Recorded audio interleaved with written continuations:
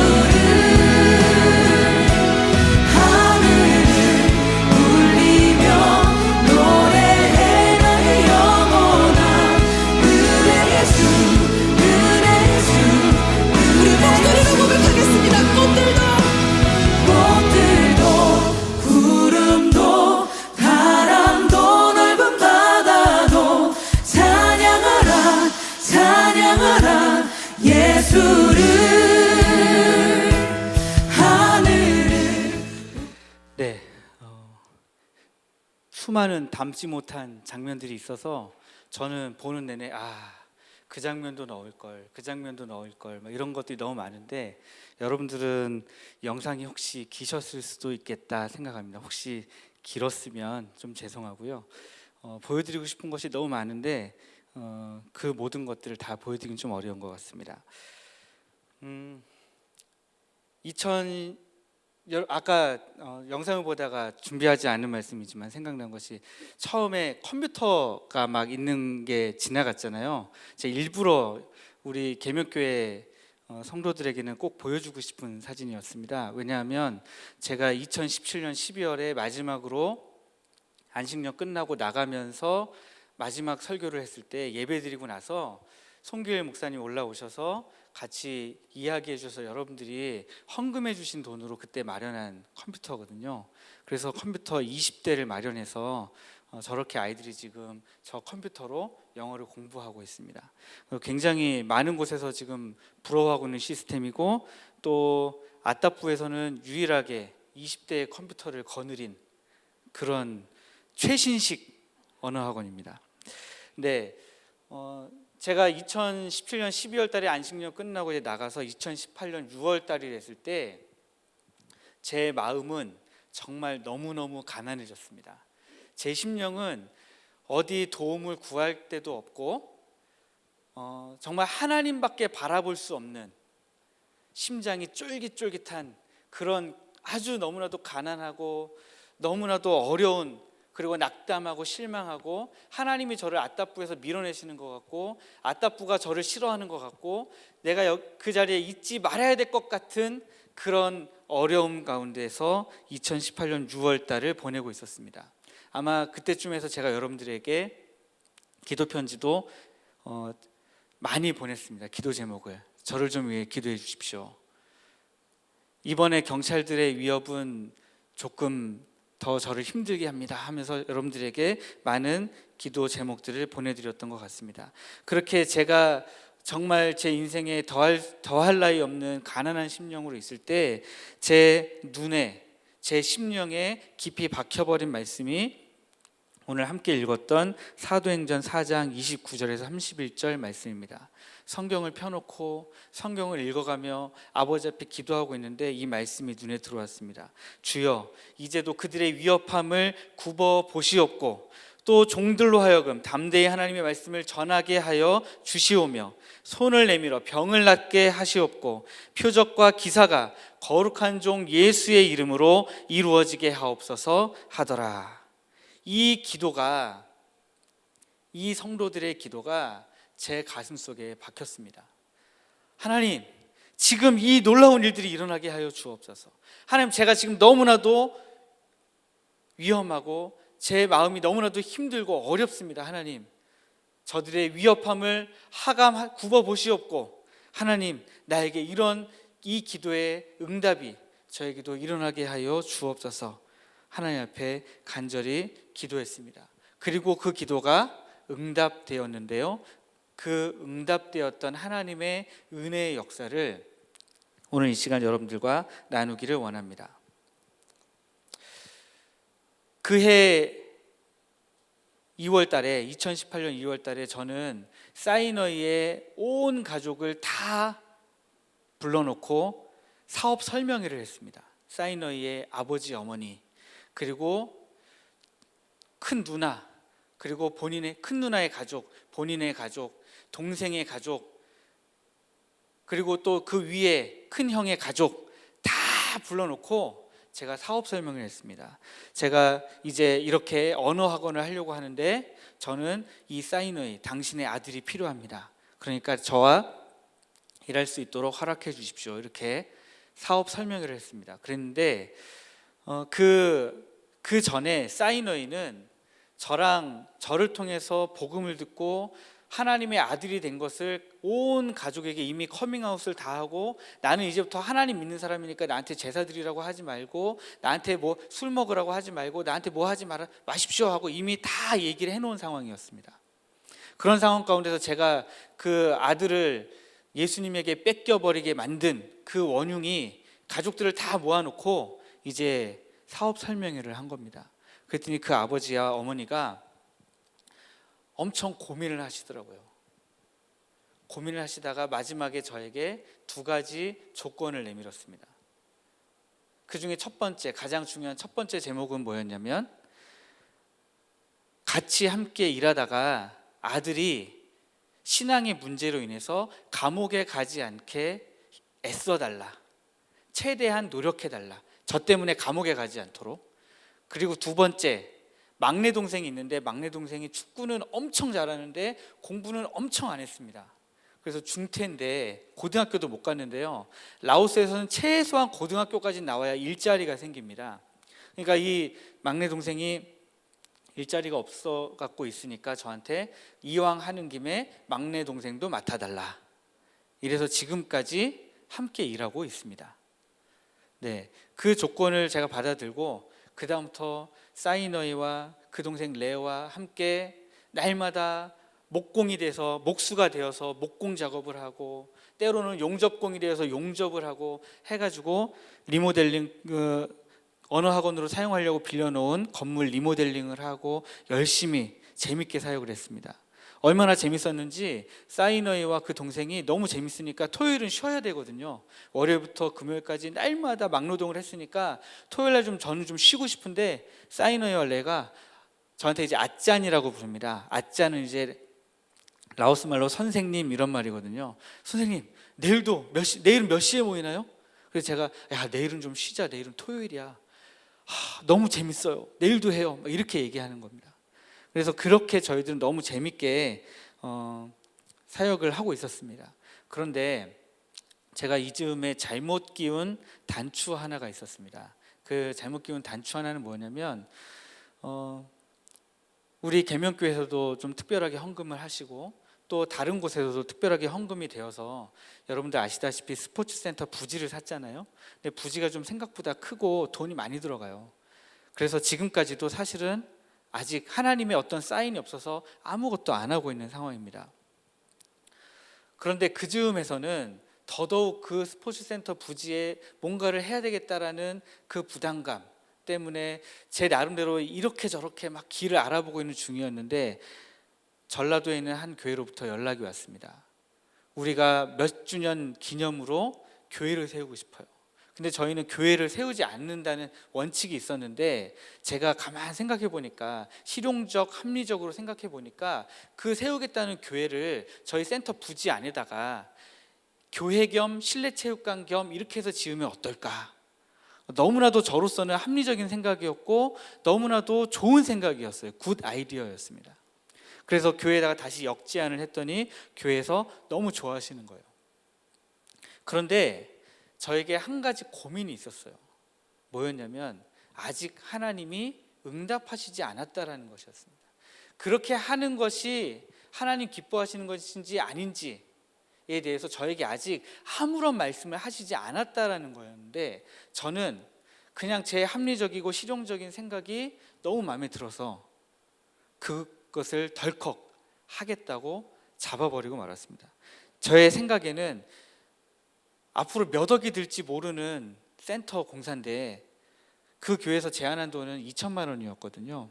2천만 원으로 일단 뭐라도 시작할 수 있다면 하자, 하는 게 제일 좋은 거야 라는 생각이 저를 사로잡고 있었습니다.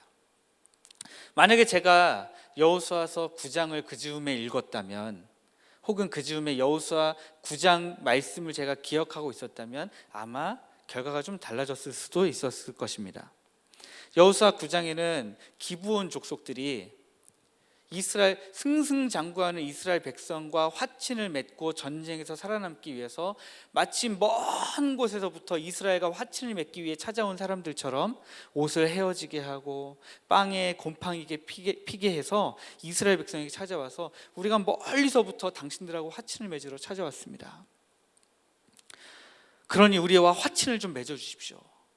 우리는 하나님의 소문을 듣고 하나님이 얼마나 놀라우신 분인지 알고 있습니다. 하나님이 여러분들을 어떻게 사용하시는지 알고 있습니다. 이 말에, 이 기브온 사람들의 말에 이스라엘 백성들이 얼마나 기분이 좋아졌는지 여호수아서 9장 14절에 보면 이렇게 기록하고 있습니다. 무리가, 이스라엘 백성이 그들의 양식을 취하고는 어떻게 할지를 여호와께 묻지 아니하고, 이렇게 기록되어 있습니다. 저는 이 말씀을 나중에 보면서 너무 깜짝 놀랐습니다. 왜냐하면 단순히 이스라엘 백성이 하나님께 어떻게 할지를 묻지 아니하고, 어떻게 할지를 하나님께 묻지 아니하고 라고 기록되어 있지 않고 그 앞에 그들의 양식을 취하고는 이라는 말이 기록되어져 있는 것을 발견했기 때문입니다. 제가 가진 생각하고 너무 똑같잖아요. 하나님이 어떻게 하실지에 대해서 아직 응답이 없어요. 그러나 일단 저는 2천만 원을 취하고 어떻게 할지 하나님께 묻지 아니하고 그냥 공사 시작해버린 겁니다.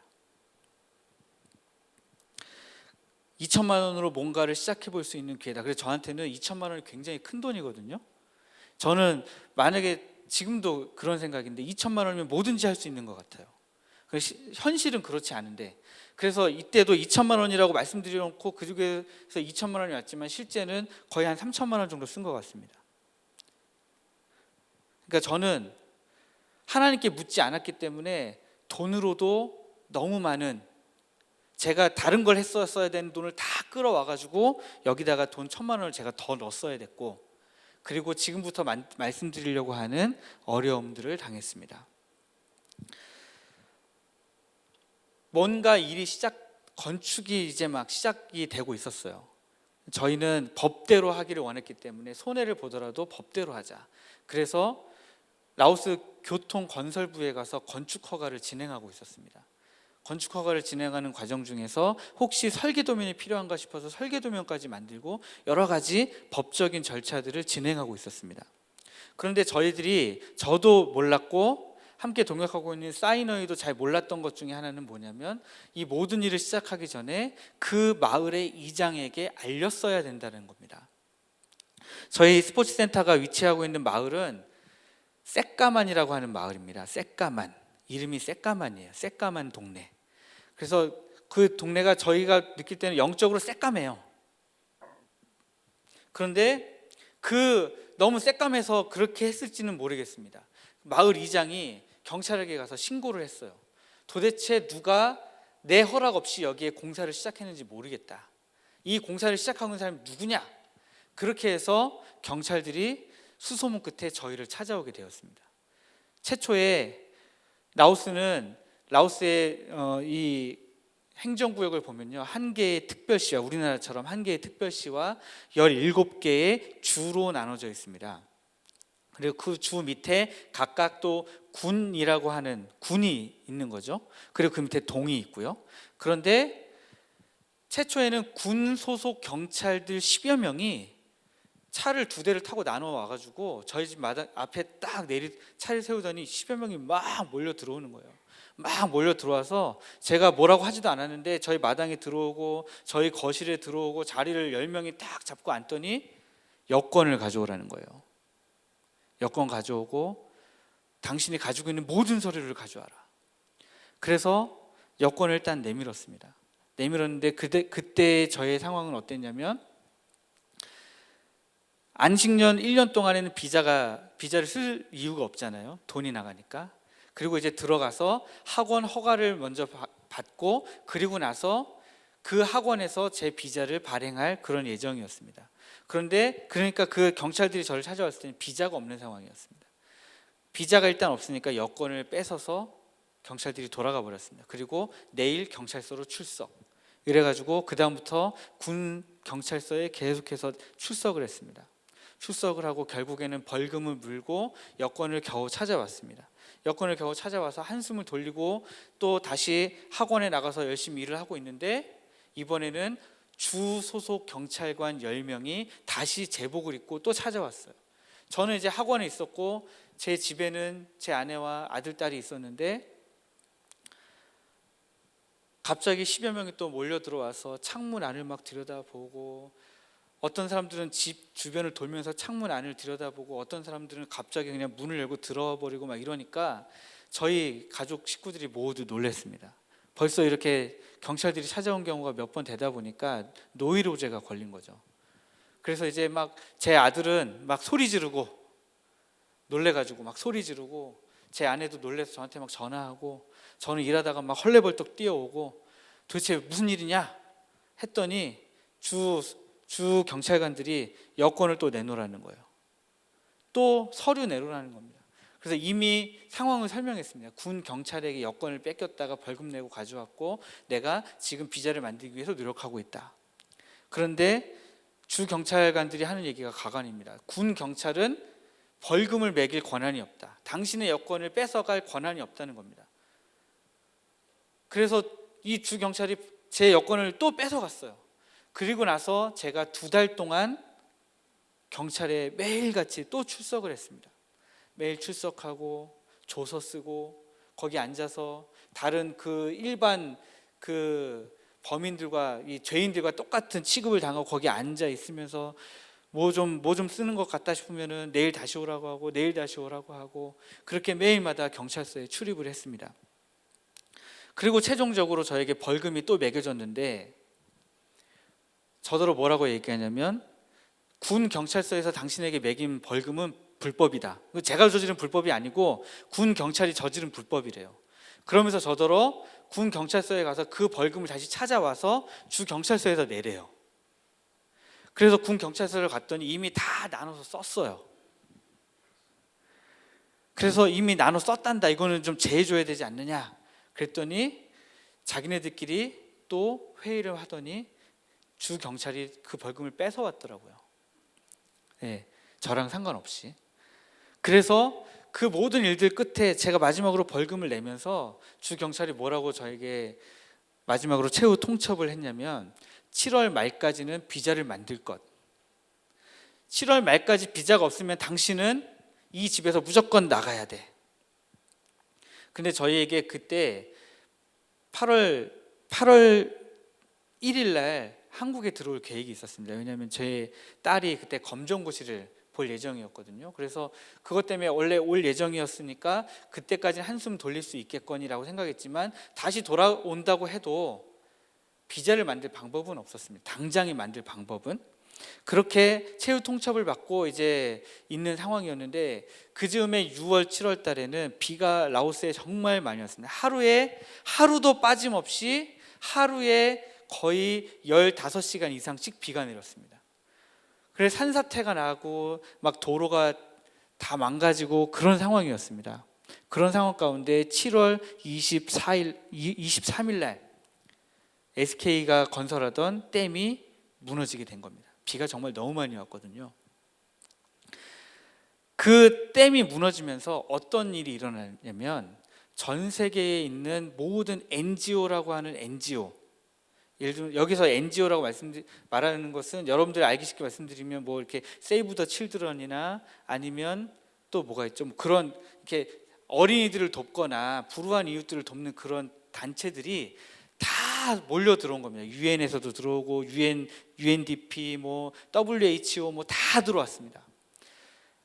아따뿌의 외국인이라고는 베트남 사람과 중국 사람을 제외하고는 유일하게 외국인인 것 같은 얼굴을 하고 다니는 사람 전데 저밖에 외국인이 없었는데 전 세계에서 저보다 훨씬 잘생기고 키 큰 외국인들이 엄청나게 쏟아져 들어오니까 거기다가 한국 사람들도 정말 많이 들어왔습니다. SK에서 들어오고 서부발전에서 들어오고 정말 많은 사람들이 들어오다 보니까 경찰들이 너무 바빠졌어요. 경찰들이 너무 바빠져가지고 저를 돌아볼 여력이 없었습니다. 저도 댐 사고가 나니까 저는 이제 한국에 못 들어오고 제 아내가 애들하고만 들어오고 저는 계속해서 거기서 남아서 이제 수혜자들을 도왔습니다. 수혜자들 돕기를 하는 가운데 그 경찰들을 막 만나요, 길거리에서. 그렇지만 그 경찰들이 저에 대해서 뭐라고 너 비자 만들었어? 라고 말할 그런 여력도 없어요. 그냥 그 사람들은 정말 너무 바쁜 그런 시간들을 보냈습니다. 그 사이에 저희는 이제 언어학원 허가를 받기 위해서 총력을 기울였는데 군 교육부장이 허가를 안 내주는 거예요. 그래서 군 교육부장을 찾아갔습니다. 도대체 왜 허가를 안 내주냐? 왜 우리는 준비가 다 됐는데 왜 허가를 안 내주냐? 했더니 저희들의 종교 문제가 이미 온 나라 안에 부서는 다 알고 있는 거예요. 완전한 블랙리스트에 올라가 있는 거예요. 그래서 너가 기독교인이기 때문에 너가 무슨 뭔가 실수를 너가 하면 내가 허가를 내줘서 너가 실수하면 내가 문제가 생겨. 그래서 내가 허가를 못 내줘 이러더라고요. 그래서 제가 군 교육부장 손을 붙잡고 그날 군 교육부장이 있는 그 주변이 다 일대가 정전이었거든요. 군 교육부장 얼굴도 안 보여요. 딱 손을 붙들고 그 앞에 바짝 대고 앉아가지고 나를 좀 한번 도와달라. 당신에게 아무런 피해가 가지 않도록 하겠다. 우리는 지금 여기에서 전도하려고 하는 게 아니다. 도와달라. 했더니 이 군 교육부장의 마음이 녹았어요. 하나님의 은혜로. 여러분들이 그 즈음에 기도해 주셨잖아요. 마음이 녹았어요. 그래서 군 교육부장이 그러더라고요. 그때가 금요일인데 월요일 날 내가 그러면 시차를 나가겠다. 그래서 월요일 날 시차를 딱 나왔는데 모든 준비가 다 돼 있고 컴퓨터 20대가 쫙 있는 것을 보고 군 교육부장의 열렸던 마음이 활짝 열렸습니다. 너네 이렇게 준비가 잘 돼 있어? 야, 너네 당장 시작해도 돼 하고 허가가 바로 나왔습니다. 허가가 바로 나온 게 9월 달이에요. 9월 달에 허가가 나오자마자 저는 바로 제 비자 신청했어요. 그래서 제 비자가 나온 게 11월 말에 나왔습니다. 그런데 댐 사고가 7월 23일 날 났다고 했잖아요. 말씀드렸잖아요. 7월 23일 날 사고가 나자마자 전 세계 사람들이 들어와가지고 8월 달, 9월 달, 10월 달 되니까 거의 80%가 철수하더라고요. 80%가 철수하고 20%가 11월 달에 철수했습니다. 그리고 12월 달이 딱 되자마자 경찰들이 저를 찾아왔어요. 야, 너 서류 내놔봐.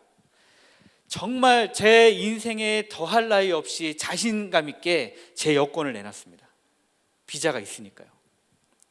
제가 지금 여기 앉아서 찬양을 드리면서 잠깐 떠올려 보니까요. 제가 목사가 된 지 지금 12년이 됐더라고요.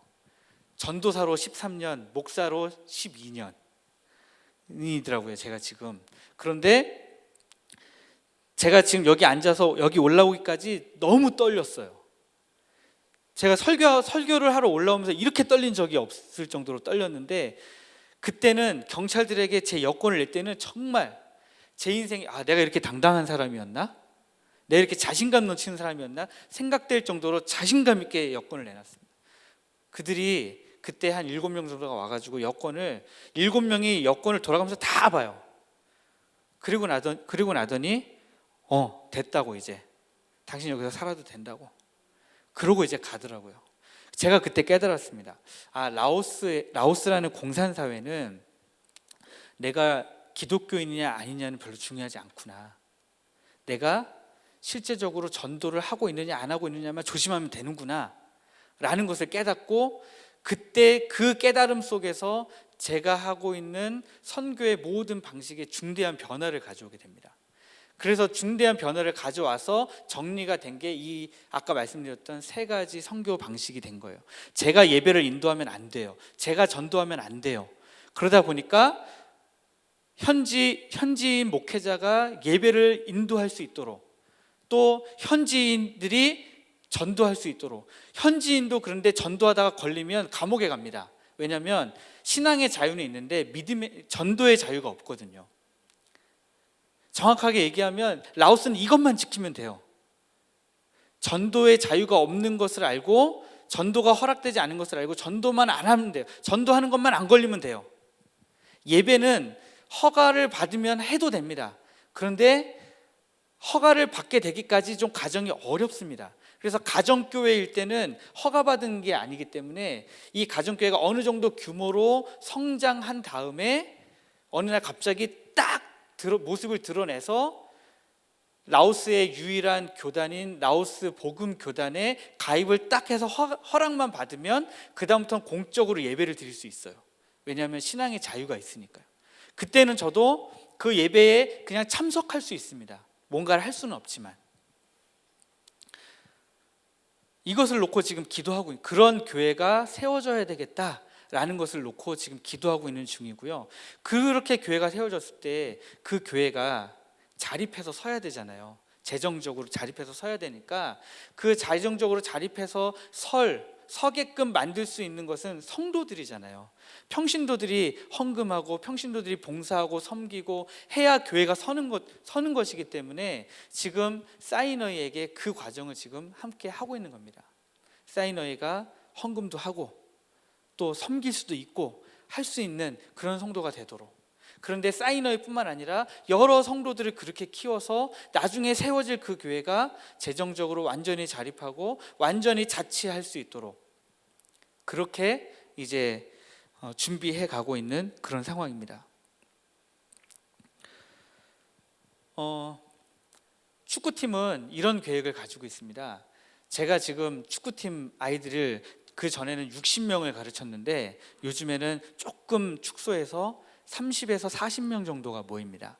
제가 정식으로 지금 데리고 있는 애들은 30명이고 한 10명 정도 애들은 오지 말라고 해도 계속 오는 아이들이 있어요. 예.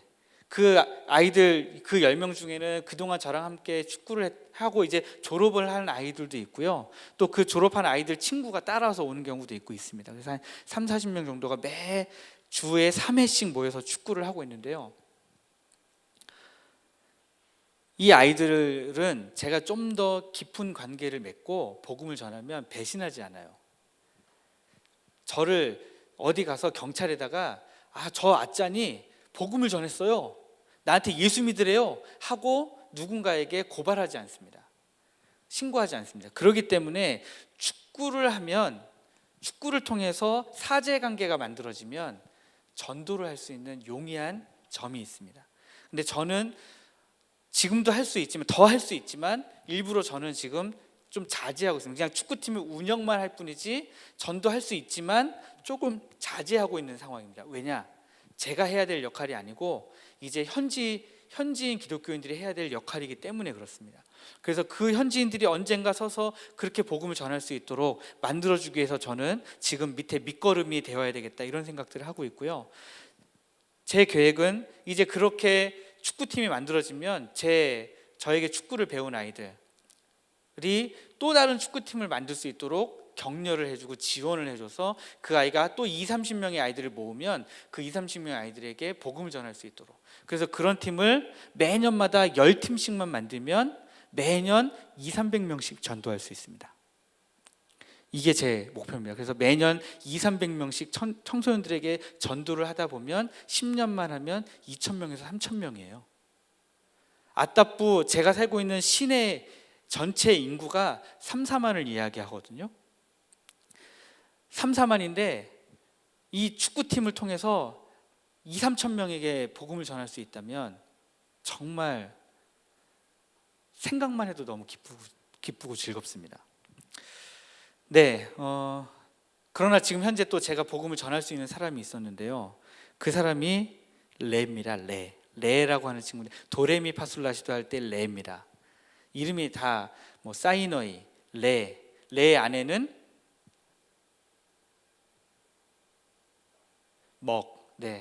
제가 이렇게 사람 이름을 외웠다가도 까먹고, 또 사이너이의 와이프의 이름은 캑 이렇게 되거든요. 그런데 아까 우리가 읽었던 사도행전 4장 29절에 주여 이제도 그들의 위협함을 굽어 보시옵고 라는 것을 붙들고 하나님 앞에 기도했을 때 하나님이 해결해 주셨잖아요. 그리고 나서 제가 또 이 말씀을 붙들고 계속 기도했는데, 그게 뭐냐면 종들로 하여금 담대히 하나님의 말씀을 전하게 하여 주시오며. 말씀을 전하고 싶고 복음을 전하고 싶은데 전할 수 있는 방법이 참 어려웠습니다. 그런데 그 즈음에 제가 레에 집을 지어줄 수 있게 되었어요. 그래서 그동안 용접을 저희가 1년 반 동안 용접하다 보니까 이제 웬만하면 용접으로 다 할 수 있습니다. 저는 용접을 안 하는데 설계를 진짜 잘해요. 저는 설계하고 사이너이와 레가 용접하고, 저는 그 옆에서 이제 그 친구들이 할 때 이제 옆에서 막 이렇게 그 일본 말인데 시다바리라고 하잖아요. 저는 이제 시다바리로 또 내려가고, 정리 정도는 제 담당입니다. 저희들 3명이 대단한 팀워크를 가지고 있어요. 그래서 집은 이제 좀 그냥 지을 수 있어요. 그래서 집을 무려 2개월 만에 집을 하나 지었습니다. 엄청난 속도죠. 이게 용접으로 지으니까 금방 짓더라고요. 나중에는 이제 딱 보면 구조가 나옵니다. 아, 저렇게 지었구나 하고 가서 그냥 그대로 지어버리는 거예요. 이제 설계 도면이 나오니까요. 레의 집을 지어주면서 제가 레에게 이렇게 얘기했어요. 레야, 너가 이 집을 새로 지어서 이렇게 좋은 집에 살 수 있게 된 것은 한국의 기독교인들이 너를 도와줬기 때문이야. 그 한국에서 하나님을 믿고 하나님을 사랑하고 하나님이 원하시는 대로 살아가는 그 사람들이 너를 위해 기도하면서 너의 집을 지을 수 있도록 돈을 보내줬어. 그 하나님은 나도 믿고 있다. 이 아짠도 그 하나님을 믿고 있고 그 하나님을 난 너무 사랑해. 그런데 나는 한 가지 소원이 있는데 너도 나처럼 하나님을 믿었으면 좋겠어. 이렇게 어느 날 그 레를 앉혀놓고 복음을 전했습니다.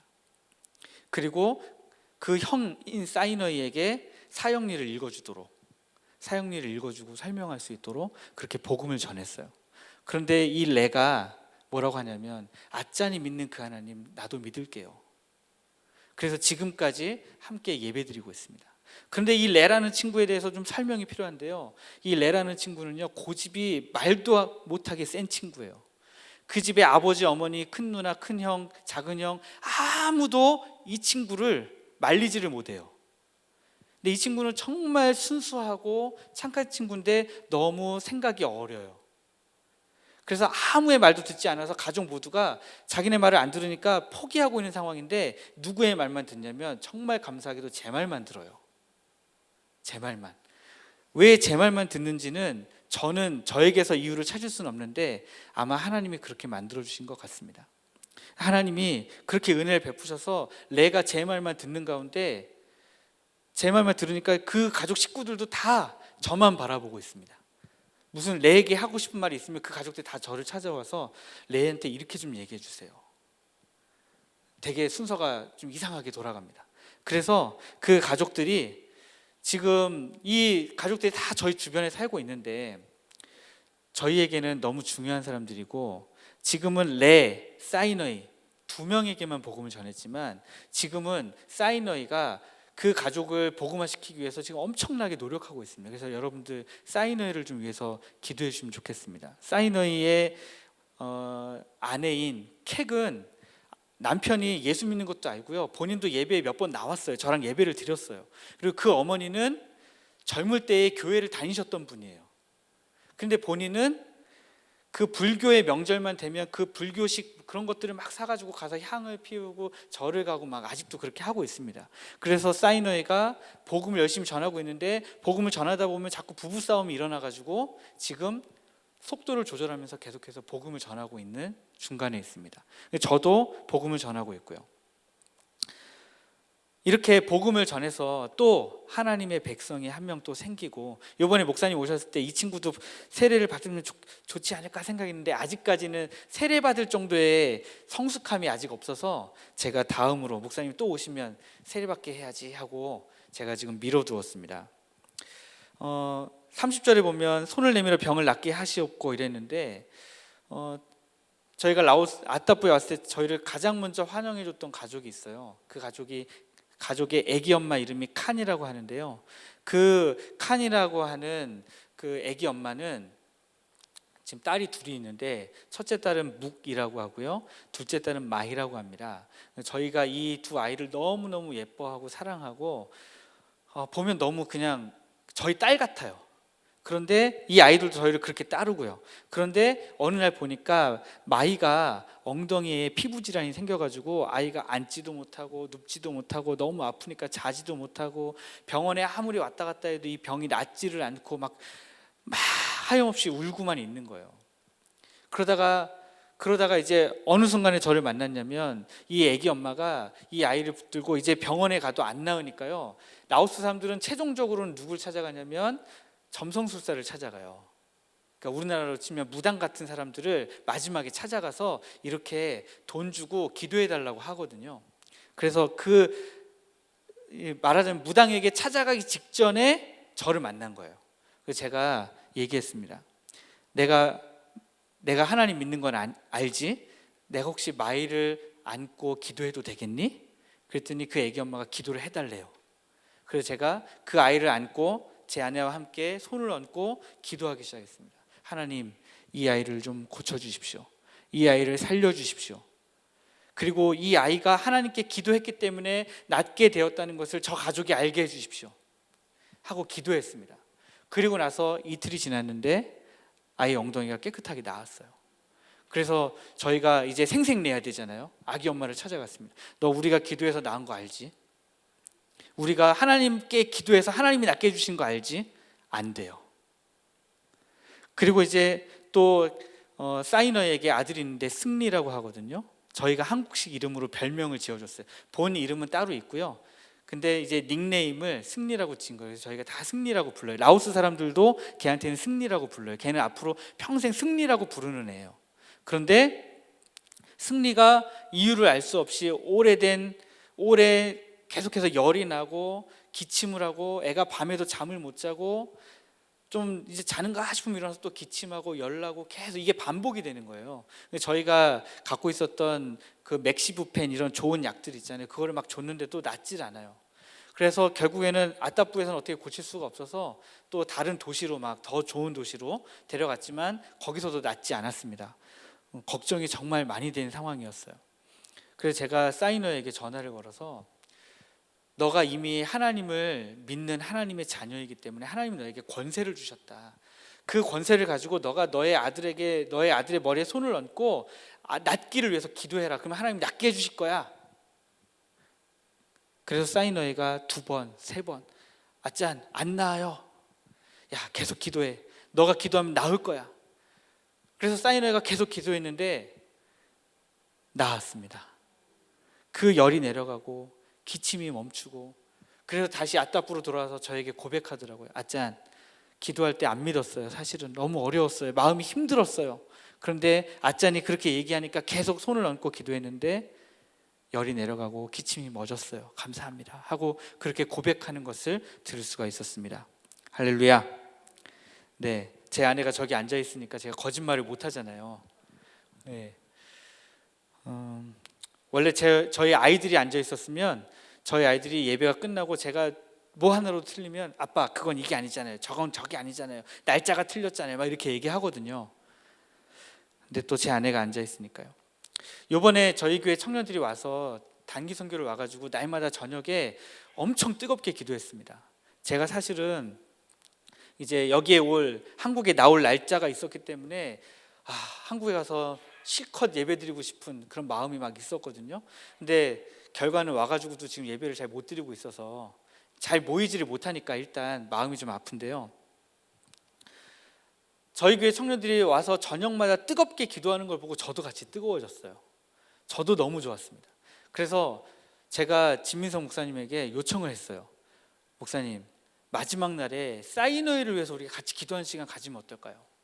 그래서 마지막 날 사이너회를 놓고 청년들이 다 같이 모여서 막 기도하는데요, 사이너회가 기도를 하면서 눈물을 흘린 게 처음이에요. 사이너회의 가슴이 뜨거워지고 자기가 왜 눈물을 흘려야 되는지 모르겠는데 눈물을 흘리면서 기도하고 있는 자신을 발견한 거예요. 청년들은 그 늦은 밤에 돌아가서 숙면했지만 저는 그날 사이너회에게 붙들려서 늦은 밤인데 30분도 넘게 사이너회의 그 감동의 순간에 대해서 계속해서 들었습니다. 왜냐하면 사이너회가 엄청난 수다쟁이거든요. 자기가 지금 어떤 감정인지, 자기가 지금 얼마나 마음이 뜨거웠는지, 이 심장 있는 데가 왜 그렇게 뜨거웠는지 자기는 모르겠다, 왜 눈물이 흘렀는지, 그런 이야기들을 들으면서 너무 감사했습니다. 성령께서 일하고 계시구나. 그리고 나서 목사님 오셔서 세례 주셨잖아요. 그날 저희는 진짜 얼마나 너무 좋았습니다.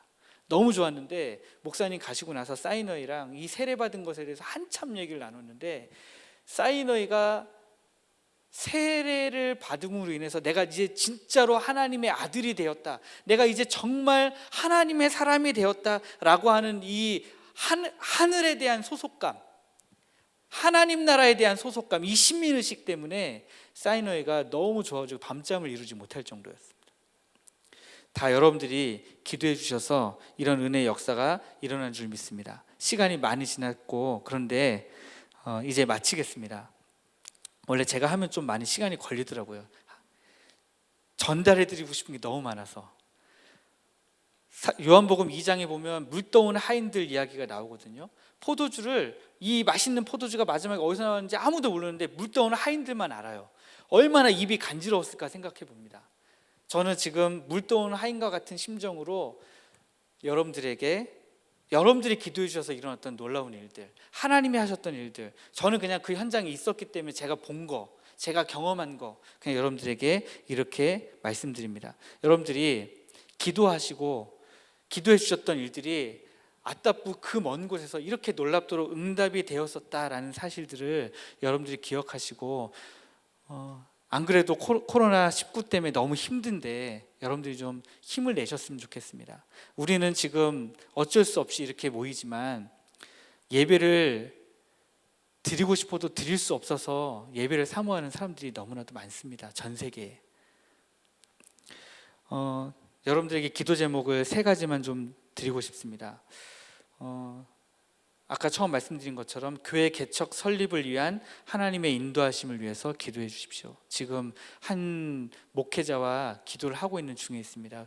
한 목회자가 아따뿌에서 개척하는 것에 대해서 어떨지에 대해서 함께 기도하고 있는 중에 있는데요.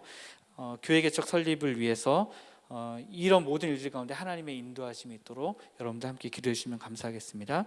두 번째로는 코로나로 인한 어려움 속에서 지금 라오스 전체가 록다운이기 때문에 학원도 지금 그대로 멈춰 있는 상태거든요. 그러나 저희도 직원들 월급이 나가야 되고 하는데 그런 어려움들이 있지만 그럼에도 불구하고 언어 학원이 계속해서 성장하고 그래서 뜻한 바를 마지막에 이룰 수 있도록 그렇게 기도해 주시면 감사하겠습니다. 그리고 3번째로는 저희들이 라오스로 돌아가는 길이 지금 사실상 막혀 있는 상황입니다. 코로나 때문에요. 그래서 비행기도 없고요. 지금 외국인의 입국을 완전히 금지하고 있는데 일단은 5월 첫째 주까지는 모든 것이 다, 라오스도 5월 첫째 주까지 모든 것이 다 결정이 미뤄져 있는 상태예요. 그래서 우리나라도 5월 첫째 주까지는 모든 것이 미뤄져 있으니까 그 이후에 돼서야 라오스로 돌아가는 일정이 잡힐 수 있을 것 같기도 합니다. 그래서 저희들이 라오스 돌아가는 것을 포함한 모든 일정 가운데 하나님의 인도하심이 있도록 함께 기도해 주시면 감사합니다.